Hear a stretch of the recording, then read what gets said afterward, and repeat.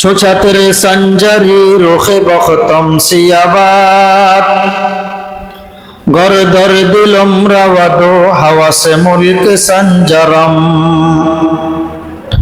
हर गाह के याफ्तम खबरे मन मुल्क नी में शब मन मुल्क नी में रोज भयक जाओ नमी खरम। কবি কি বলছেন? এখন তো শের করলেও কেউ কেউ নাকি বলে যে আমরা বাঙালি, শের কিনলে কয় বুঝের অভাব। কিসের অভাব ভাই? এগুলো বুঝের অভাব। শের কেন কয়? মানে আমরা বাঙালি হয়েছি, কি হয়েছে? বাংলা ভাষাটা কি শরীয়ত?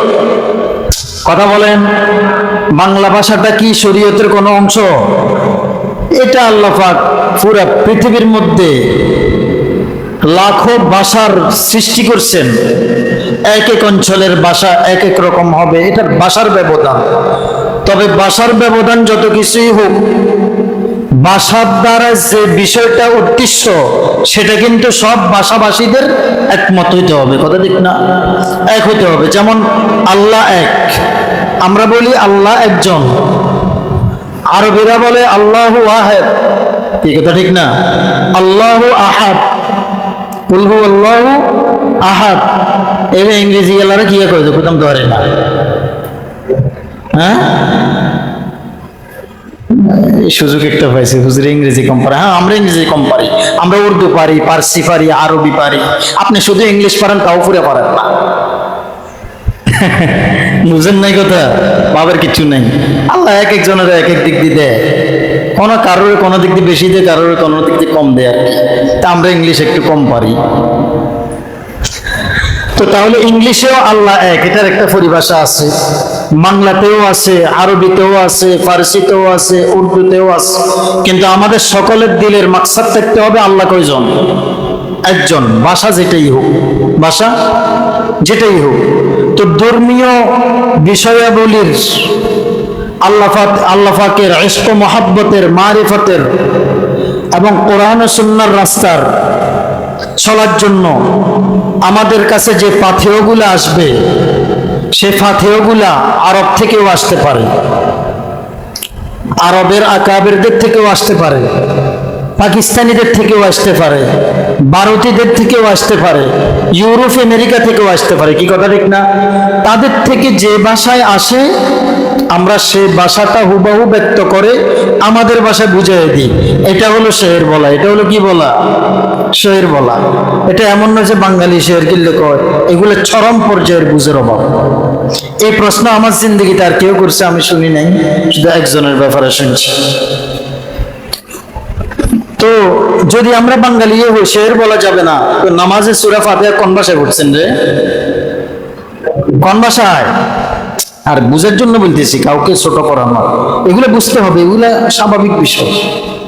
কারণ আরবিটাকে আল্লাহ তাআলা জান্নাত থেকে নিয়ে পুরো বিশ্বব্যাপী দামি ভাষা হিসেবে সৃষ্টি করছেন।